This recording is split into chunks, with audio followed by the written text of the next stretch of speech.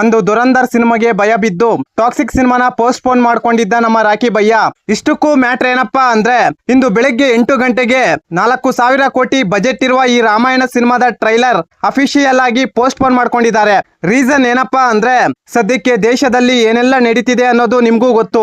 ಇಂಥ ಟೈಮಲ್ಲಿ ಟ್ರೈಲರ್ ಬಿಟ್ರೆ ಅದು ಆಡಿಯನ್ಸ್ಗೆ ತಲುಪಲ್ಲ, ಹೈಪು ಕ್ರಿಯೇಟ್ ಆಗಲ್ಲ, ಹಾಕಿದ ದುಡ್ಡಿಗೆ ವ್ಯೂಸ್ ಸಿಗಲ್ಲ ಅಂತ ನಮ್ಮ ರಾಕಿ ಭಯ್ಯ ಅವರಿಗೆ ಚೆನ್ನಾಗಿ ಗೊತ್ತು. 4,000 ಕೋಟಿ ಬಂಡವಾಳ ಹಾಕಿ ಇಂಥ ದೊಡ್ಡ ರಿಸ್ಕ್ ತಗೊಳಕ್ಕೆ ಯಾರು ಇಷ್ಟಪಡಲ್ಲ. ಯಾಕಂದ್ರೆ ಇಲ್ಲಿ ಬಿಸ್ನೆಸ್ ಇಂಪಾರ್ಟೆಂಟ್ ಆಗಿರುತ್ತೆ. ಟ್ರೈಲರ್ ಪೋಸ್ಟ್ ಪೋನ್ ಮಾಡಕ್ಕೆ ಇವ್ರಿಗೊಂದು ಸಾಲಿಡ್ ರೀಸನ್ ಬೇಕಿತ್ತು. ಕರೆಕ್ಟ್ ಟೈಮ್ಗೆ ದೆಹಲಿಯಲ್ಲಿ ವಿದ್ಯಾರ್ಥಿಗಳ ದೊಡ್ಡ ಪ್ರತಿಭಟನೆ ನಡೀತಾ ಇದೆ. ಸಿಕ್ಕಿದ್ದೇ ಚಾನ್ಸ್ ಅಂತ ಹೇಳಿ ಆ ಪ್ರೊಟೆಸ್ಟ್ ನ ತಮ್ಗೆ ಬೇಕಾದ ಹಾಗೆ ಬಳಸ್ಕೊಂಡ್ರು. ವಿದ್ಯಾರ್ಥಿಗಳ ಭವಿಷ್ಯ ಹತ್ತಿ ಉರಿಯುವಾಗ ನಾವು ಈ ರಾಮಾಯಣದ ಟ್ರೈಲರ್ ರಿಲೀಸ್ ಮಾಡಿದ್ರೆ ಹೆಂಗೆ? ಯುವಕರೇ ನಮ್ಮ ದೇಶದ ಆಸ್ತಿ ಅಂತ ದೊಡ್ಡ ತ್ಯಾಗಿಗಳ ತರ ಇವರ ಬಿಸಿನೆಸ್ ಲಾಸ್ ತಡೆಯೋಕೆ ಮಾಡಿಕೊಂಡ ಗಿಮಿಕ್ಗೆ ದೇಶ ಪ್ರೇಮದ ಮುಸುಕು ಹಾಕೋದ್ರಲ್ಲಿ ಇವರು ನಿಜಕ್ಕೂ ಎಕ್ಸ್ಪರ್ಟ್. ಅಂದ ಹಾಗೆ ಯಶ್ ಅವ್ರಿಗೆ ಈ ಪೋಸ್ಟ್ ಪೋನ್ಗಳು ಮಾಡೋದು ಹೊಸದೇನಲ್ಲ ಬಿಡಿ. ನೆಪಗಳು ಮಾತ್ರ ಚೇಂಜ್ ಆಗಿರುತ್ತೆ. ಒಮ್ಮೆ ಮಿಡ್ಲ್ ಈಸ್ಟ್ ವಾರ್, ಇನ್ನೊಮ್ಮೆ ಸ್ಟೂಡೆಂಟ್ ಪ್ರೊಟೆಸ್ಟ್.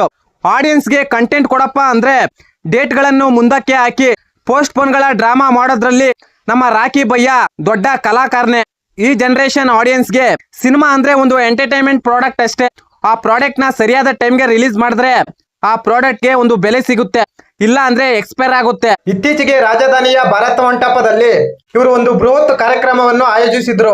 ಅಲ್ಲಿಗೆ ಧರ್ಮಗುರುಗಳು, ರಾಮಾಯಣ ಸಿನಿಮಾದಲ್ಲಿ ಆಕ್ಟ್ ಮಾಡಿದಂತ ಆಕ್ಟರ್ಗಳು, ಪತ್ರಕರ್ತರು, ಮಾಧ್ಯಮದವರು, ಪೇಡ್ ಇನ್ಫ್ಲೂಯೆನ್ಸರ್ಗಳು ಅತಿಥಿಗಳನ್ನು ಇನ್ವೈಟ್ ಮಾಡಿದ್ರು. ಜುಲೈ 24ರಂದು ಟ್ರೈಲರ್ ರಿಲೀಸ್ ಮಾಡ್ತೀವಿ ಅಂತ ಇವರೇ ಅಫಿಷಿಯಲ್ ಆಗಿ ಘೋಷಣೆ ಮಾಡಿದ್ರು. ತೀರಾ ನೋಡಿದ್ರೆ ಈಗ ಪೋಸ್ಟ್ ಪೋನ್ ಮಾಡ್ಕೊಂಡು ಹೋಗಿದ್ದಾರೆ.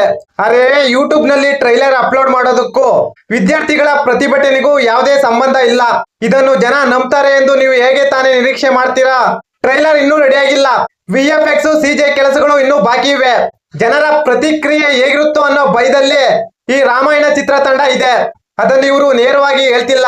ಈ ಸಿನಿಮಾದ ಮೇಲೆ ಹೈಪ್ ಕ್ರಿಯೇಟ್ ಮಾಡೋದಕ್ಕೆ ಇಂಥ ಚೀಪ್ ಟ್ರಿಕ್ಸ್ ಬಳಸ್ತಿದ್ದಾರೆ ಅಷ್ಟೇ.